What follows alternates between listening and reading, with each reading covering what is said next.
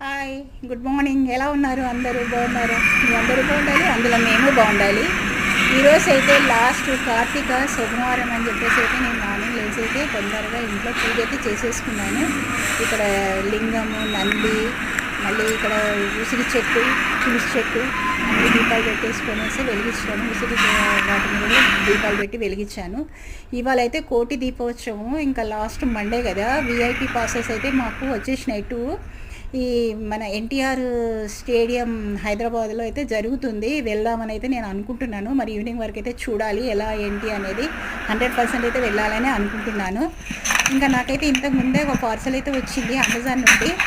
అయితే ఇదేంటంటే మనము ఆశీర్వాద పిండి, ఇంకా ఏదైనా పౌడర్స్, ఏమైనా ప్యాకెట్స్ ఉంటాయి కదా మసాలావి, అవి ఓపెన్ చేసిన తర్వాత బాటిల్లో వేసినాక మిగిలినవి ఉంటున్నాయి కదా, దాంతో సిల్ చేయొచ్చు అని చెప్పేసి ఇదైతే తీసుకున్నాను.